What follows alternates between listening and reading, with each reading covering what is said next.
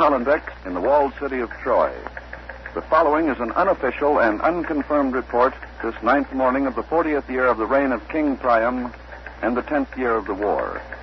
According to the captain of the guard at the West Gate, the Greek forces which have been besieging Troy for 10 years have vanished. We emphasize this report is unofficial and unconfirmed, but the captain of the guard says the Greek fleet has sailed and that as far as can be seen from the wall of Troy, the Greek camp has been completely abandoned. Also, the captain of the guard says that the image of a towering horse can be seen on the plain a few miles from shore. Again, we repeat, this report is without official confirmation, but the captain of the Trojan Guard is a reliable source of military information, with every reason to believe that the report is trustworthy. 1184 B.C., the ancient city of Troy. You are there. A towering figure of a horse at the wall of Troy. Homer's Troy. History's Troy, the Troy of mingled fact and fancy. The epic moment when a proud but decadent civilization faced its destiny on the shores of the Aegean Sea. All things are as they were then, except for one thing. You are there. And now, 1184 B.C., inside the walls of Troy with John Hollenbeck. The Greek forces have left the Trojan shore. A scouting party is even now somewhere on the plain outside Troy, trying to find out exactly what the Greeks are up to this time. John Daly is with that force, and we're awaiting word from him. We expect to have a report at any moment, and we'll stay on the air until we get that report. Quincy Howe has been assessing the implications and possibilities of the Greek evacuation, and he'll bring us up to date now. Is this the day for which Troy's national heroes and great warriors, led by Hector, have fought so valiantly and died? If it is, then the intolerable tension of the 10-year siege has ended. No longer will Trojans have to live behind their 30-foot walls, never venturing outside except at the risk of their lives. But there's a big if. Have the Greeks really gone for good? Or is this just another trick in the 10-year history of Greek treachery and deception? Remember that only 3 days ago in the last battle, Troy almost fell to Agamemnon, supreme commander of the Greek allied forces. It was another Greek trick, engineered by their chief strategist, the foxy Odysseus, who showed the Trojans something never seen before in war, something that might be called an armored force.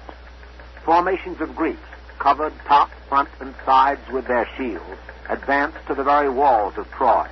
Swords, spears, and arrows bounced off this armored monster until the last minute when Aeneas, the Trojan commander, son-in-law of King Priam, ordered a concentrated rain of heavy rocks.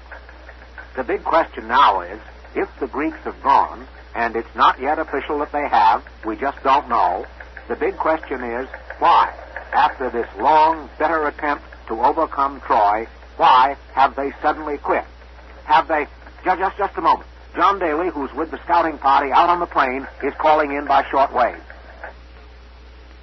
The report that the Greeks have gone is true. The Greeks have gone. Not one of the 1,165 ships whose mast Troy has seen every morning for 10 years is here. The camps are deserted. Only abandoned barracks, rubbish, smoldering fires, which apparently the Greeks set to destroy their equipment, remain. I can't describe what it feels like to stand out on this plain before Troy without fear of a Greek arrow. However, one very curious thing about this whole mystery is the strange reminder which the Greeks have left behind, a towering image of a horse. It stands 20 feet away, as close as the soldiers will permit me to go. We have to look up to see its head in the early morning light. It's taller, much taller than the 30-foot walls of Troy. Evidently, it's made of highly polished wood, intricately carved, and certainly a master craftsman must have designed and built this imposing and somewhat frightening figure, now all alone on this plain of Troy, where for so many years live horses and men with them have died. The Trojan scouting party I'm with is waiting for the arrival of King Priam's advisors. The trolls are scouring the hills and woods surrounding the plain, making sure there will be no ambush, although there seems little likelihood of that since the ships are gone. A group of chariots has come out of Troy. Here come the king's advisors. Yes, I can recognize the chariot of Aeneas, the tight-lipped commander-in-chief of all Trojan forces since the recent death of Hector. And there's the chariot of Thymoetes, suave personal advisor of the king, and, oh yes, Laocoon, the elder statesman of the king's cabinet and self-appointed guardian of Troy's spiritual welfare, is here, too. Their chariots are pulling up nearby. The captain of this scouting party has met them, and as the king's advisors walk towards the monster figure of the wooden horse, the captain is rapidly explaining the sequence of events this morning. Aeneas, Diomedes, Laocoon are looking at the horse curiously. Aeneas seems puzzled. He keeps staring fixedly at the horse. Diomedes is smiling urbanely. Only Laocoon is shaking his head angrily and scowling, a mark of the old gentleman's crusty temper. Laocoon has just grabbed a spear from one of the soldiers. He's thrown it right into the horse. The spear is quivering in the flank. It made a sharp, hollow sound. The sun, now breaking through the early morning mist, has caught the spear and is dancing along its shaft. The sun also lights up the horse, and we see now that it has a golden bridle and reins with bridle ornaments in ivory dyed purple. The eyes of the horse are so realistically carved they seem to be staring watchfully at the walls of Troy 3 miles away. Aeneas, Laocoon, and Diomedes are talking heatedly now. There seems to be some disagreement, to put it mildly. Diomedes and Aeneas are practically dragging the old man away from the wooden horse. Diomedes is pointing in the direction of an abandoned Greek shelter right near here. They're coming this way now, apparently planning to talk things over inside that shelter. Aeneas is in the lead. Aeneas, sir, as commander-in-chief of the Trojan forces, what do you make of all this? I have nothing to say. Let me pass, please. Yes, sir. Laocoon. Sir, do you feel that the president... We are being tricked. The Greeks have not gone. Please, that's what I thought they wish us to think. We have not seen the last of them. We have. Diomedes, you must realize this is a trick. You must Now, realize... please, Laocoon, we all know your solicitude for the good of Troy, but Aeneas and I... Aeneas and you, burn the image, I say, Please, sir, please. till it's full of spears. And I'll tell the king so, too. Laocoon, we're keeping our It's a commander-in-chief trick. waiting. It's a cunning, Thank clever you, trick. gentlemen. It's Diomedes a fool. and Laocoon are entering the Greek shelter. There certainly seems to be a division of opinion as to the exact meaning of what's going on. Laocoon seems to mistrust the whole business, particularly this big wooden horse here. I believe if he had another spear, he'd throw it into the horse himself. Diomedes, however, seems inclined to accept the evidence that the Greeks are gone. And as for Aeneas, the Trojan commander-in-chief, he, as usual, is non-committal. We'll wait here until their conference is over. A patrol has just come up. They've got a prisoner, a Greek. They're hustling up to the captain, who is standing right here. I can see the Greek now. 2 husky soldiers have his arms pinned behind his back. He's a short man, blond, as all Greeks are, unshaven. Young fellow, his tunic is torn and dirty. Over every foot of the Greek camp. He wasn't in the camp, sir. We found him in a clump of trees, moving around while we were searching. Well, you better go out there and see there aren't any more. Take the prisoner inside. The captain isn't wasting any time questioning this Greek prisoner. He's taking him right into the shelter where Aeneas, Diomedes, and Laocoon are conferring. The patrol is fanning out again, going back to see if there are any more Greeks that may have been overlooked. Perhaps the capture of this Greek prisoner will prove to be the key to the mystery of the Greek evacuation. We'll have to wait for something official on this, but here's a message. Richard Hotlet with another Trojan detachment has reached the main Greek camp. He's ready with a report. Go ahead, Hotlet. It gives one the strangest feeling to stand in this great deserted camp. For 10 years, this has been the Greek arsenal for the siege of Troy.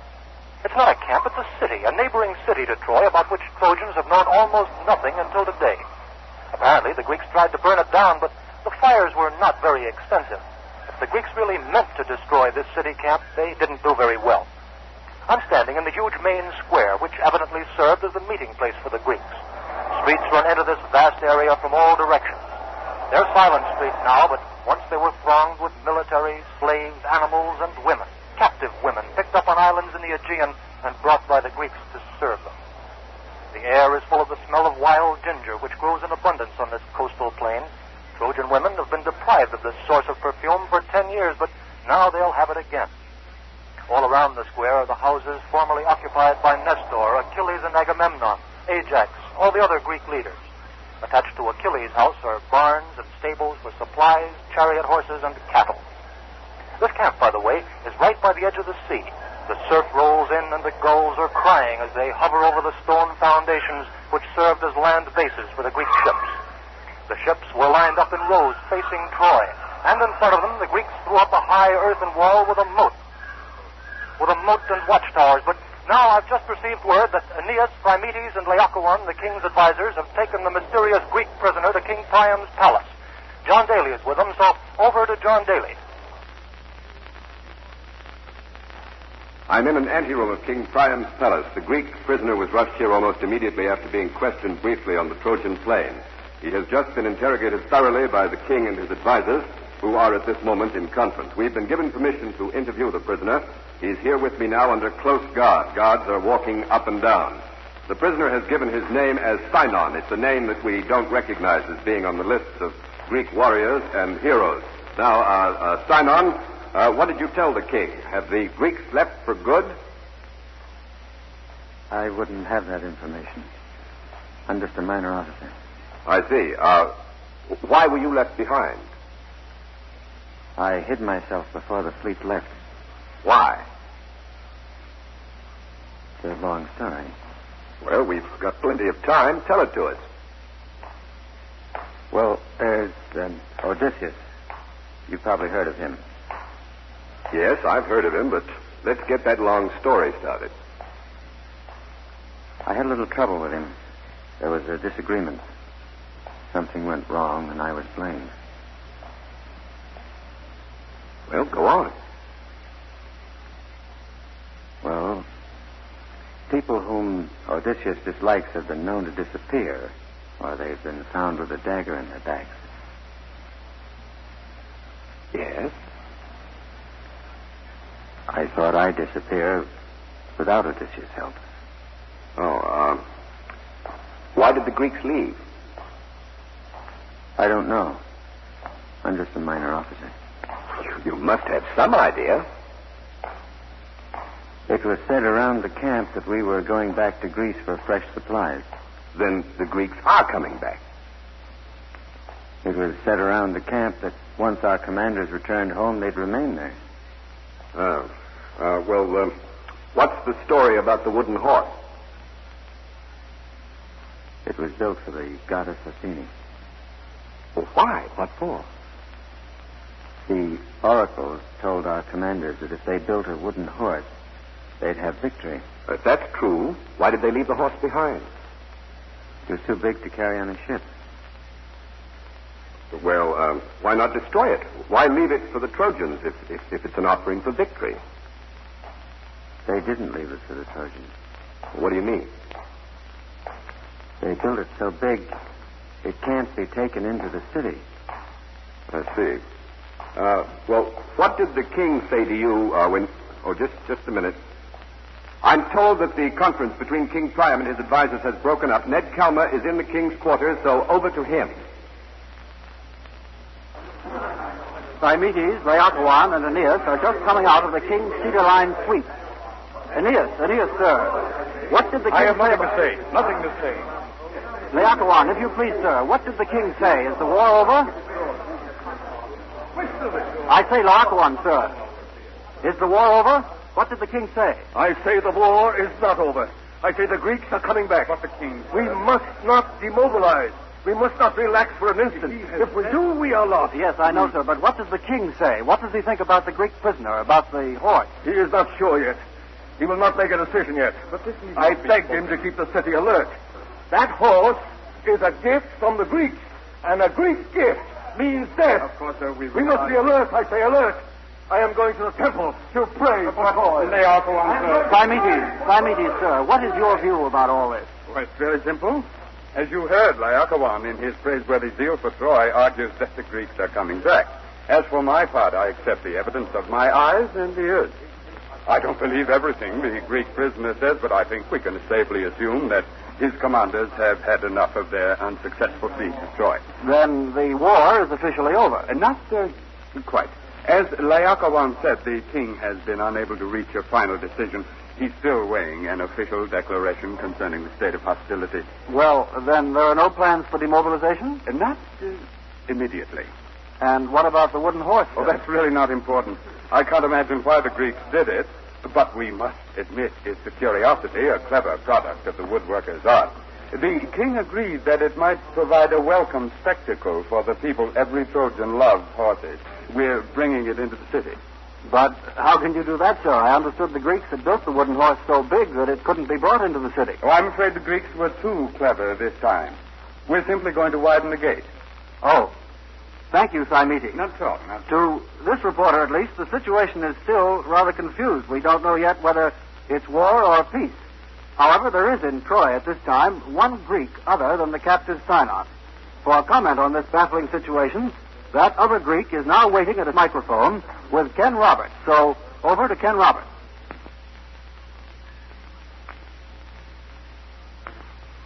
I'm speaking to you from the women's quarters of King Priam's palace. Seated beside me is a beautiful woman. She is dressed in a long, frilled robe with a high, close bodice. At her shoulder she wears a pin of Chinese jade. The air is scented with her perfume of rose oil. Her hair is blonde and elaborately coiffed. There can be only one such woman, the Princess Helen, formerly of Greece, lately of Troy. Permanently of Troy now, I hope. Does that mean then, Princess Helen, that you think your countrymen have finally given up their avowed purpose, never to return to Greece without you? Now, do you really think my countrymen, as you call them, came all the way to Troy to fight the greatest war of history just for me? Well, certainly your husband, Menelaus of Sparta, his brother Agamemnon, and all the Greek commanders have been most vociferous in keeping alive the story that you are the cause of this war. That is romantic, isn't it? Helen elopes with Paris, Trojan prince. He takes her to Troy. Deserted husband rallies all of Greece, launches 1,000 ships, all to bring back a pretty face. Romantic, yes. In fact, idyllic. But in truth, rather foolish. Let's recognize it for what it really is, a convenient pretext on which to start the war. Well, Trojans have never heard your version of what this war is all about. I think it's quite simple. It's a matter of economics and rivalry between two powers. The Greeks are a virile, expanding people. They've outgrown their rocky, unproductive home. They need and want control of the Hellespont, the gateway to the inland sea and the riches of the East. One power stands in their way. Troy. Need I say more? Sounds reasonable. Do you think that their leaving means that they've finally given up their dream of world conquest? I wouldn't care to predict what a Greek will do, but I sincerely hope they're not coming back. I don't ever wish to leave Troy. I've followed my heart to Troy. Troy is my home. The more so since my Paris died defending it. Thank you, Princess Helen. This is Ken Roberts. I return you to our studio. This is Quincy Howe. Priam has not yet decided whether to declare hostilities officially at an end. The old king is a tired, almost broken man who has lost all but one of his sons in this war.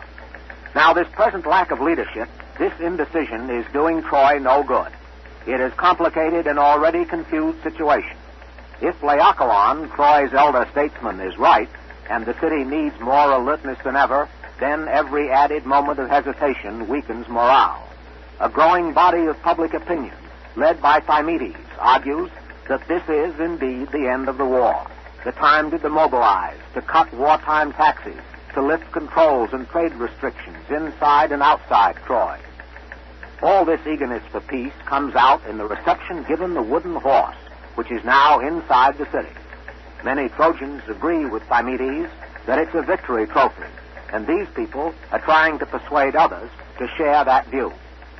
Yet even while Laocoon prays in the temple, another prominent citizen is carrying a message of warning to the Trojan people. She is King Priam's daughter, Princess Cassandra, the strong-willed, social-minded reformer. At this moment, Princess Cassandra is in the main market square addressing the public. John Daly's there, too, so over to John Daly.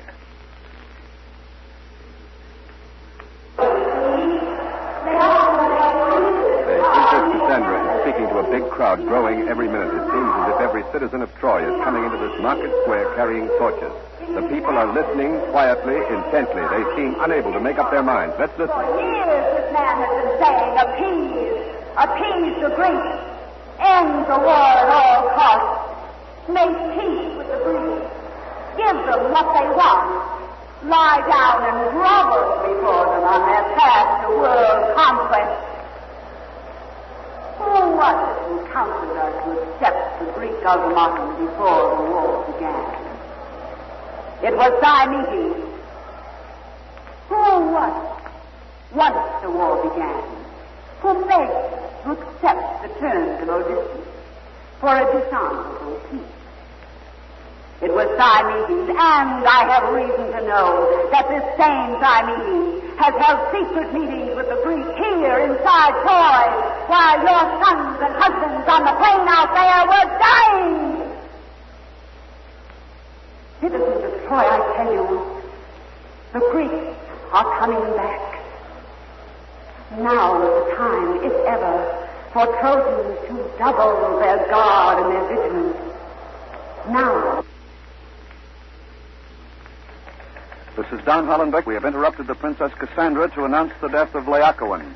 The elder statesman died under mysterious circumstances while praying in the temple of Poseidon. His 2 sons died with him. Authorities are investigating, and in the absence of an official explanation, wild rumors are beginning to circulate. The story is being spread that Laocoon and his sons were strangled by serpents.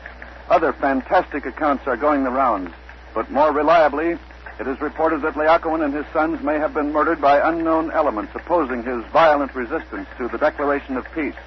We'll bring you further news as it develops, but now back to John Daly in the market square. This is John Daly. The news of the death of Laocoon has already reached this square, and it's having an electrifying effect on this great crowd. Quiet just a few minutes ago, it has now come to life, and the men and women in it are turning to all sorts of celebration. They're taking the death of Laocoon and his sons as a divine visitation, a punishment of the elder statesman for opposing the party of peace. They're milling about the square, pushing and shoving, forming into groups of celebrants. Many of them have suddenly brought out goat skins of wine. Others are headed for the taverns, and they're shouting, "Peace, peace, the war is over." It looks as if the decision has been taken from King Priam's hands, the decision which he was unable to make himself. The citizens of Troy have declared peace, and the gods help them if the decision is a wrong one. Still, there's no news here in the square as to what Aeneas, the commander... Oh, wait a minute. Ned Kelmer has some news at King Priam's palace. Go ahead, Kelmer.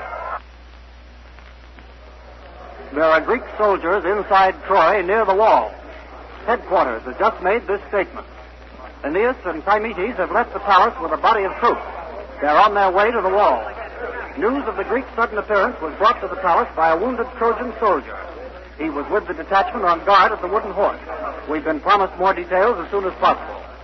Couriers have been sent from the palace to all parts of the city to alert the populace and round up all troops. I repeat, there are Greek soldiers in Troy near the wall. This statement was made a short while ago here at King... This is Don Hollenbeck. John Daly is on his way with a mobile unit to the wall where the Greek soldiers have been reported seen. Richard Hottelet has taken over in the market square, so for the city's reaction to that news, we'll switch you there. Come in, Richard Hottelet. As far as we can tell, the reaction down here to the report that there are Greek soldiers in the city seems to be a mixture of disbelief and unconcern. The crowd, which began celebrating the end of the war when Laocoon's death was announced, has grown larger and even more exuberant. More and more soldiers have joined it without their arms. By the light of their moving torches, we can see the soldiers, arm in arm with the civilians, thronging the square and streaming in and out of the taverns around it. This cobbled square is littered with empty wineskins. The one sober, urgent note in all this rejoicing is the presence of the couriers from headquarters trying desperately to round up these celebrating troops for whatever action may be required. Soldier, wait a minute. You hurry, I'm not running away. But aren't you on your way back to barracks? Where's your sword? Huh? Well, I need a sword for it. Never going back to the barracks. But your orders. There's news about Greek soldiers in the city. Greek soldiers where? What? I didn't hear it. There's been a report from the palace that there are Greek soldiers near the wall. Your commander-in-chief ordered all troops on the alert. Thanks. I have to go to my barracks at once. I have to... Wait a minute. Aren't you going the wrong direction, soldier? Your barracks are this way. Oh, that's true. Where did I leave my sword? I can't remember. Ned Kelmer at the palace has more details about the Greeks in the city, so come in, Ned Kelmer. The Greeks in the city came from the Wooden Horse, which was hollow. As nearly as the wounded Trojan soldier could estimate, There were about 25 of them, and he thought he recognized Odysseus. In the darkness, the soldier said, the small Trojan detachment, which had been posted as a guard around the horse, was surprised and overcome. Everyone but this soldier killed without a chance of self-defense. The wounded man, left for dead, managed, however, to make his way to the palace. He said that when the Greeks had gone, he could see the hole in the belly of the horse through which the Greeks had crawled, and a ladder down which they climbed to the ground. After killing the guards, the Greeks then made off in the direction of the wall. We don't know if this Trojan soldier is going to live or not, and we don't yet know the full implications of this. This is Don Hollenbeck at News Headquarters. We've interrupted Ned Calmer because John Daly and a mobile unit has reached the wall. Go ahead, John Daly. Thousands of Greek soldiers are streaming across the plain from the beaches towards the walls of Troy. The plain is almost as light as day with the fires of Greek torches and beacons. The Greek host is pouring out of the Greek fleet, which has returned to the harbor in full strength. In the distance, the ships are being unloaded. In front of them, vast columns of troops are lining up, and nearer to us, the chariots are moving across the plain, moving closer and closer to the wall of Troy. Waiting for them at the main gate of that wall 30 feet below are not armed Trojans ready to die in bitter defense of their city, but instead Greeks. The small band of Greeks which came out of the belly of the wooden horse, who quickly overpowered the surprised and totally unprepared guard at the main gate, which had been widened to allow for the entrance of this great wooden horse. This small band is waiting now to march at the head of the oncoming Greek hordes into the city.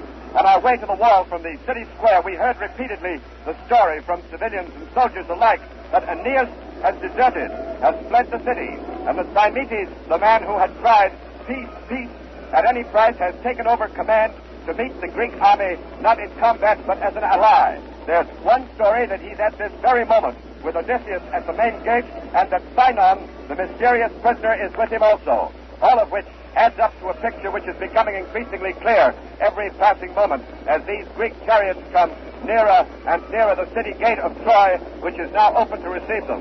This has been a plot, a cunning stratagem conceived probably by Odysseus and cleverly carried out by Sinon, a plot which was nourished by Troy's fatal moments of indecision and its people's weariness of war and their unwillingness to listen to Laocoon and Cassandra.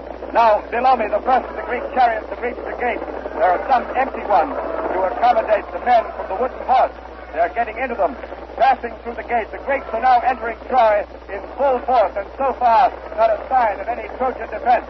One can imagine how effective that defense will be with all of the city taken off guard, demoralized, and at the height of celebration, rejoicing. 1184 B.C. Troy takes a gift from the Greeks and dies. The Fall of Troy was broadcast originally by CBS, the Columbia Broadcasting System, and came to you at this time as another program in the series You Are There.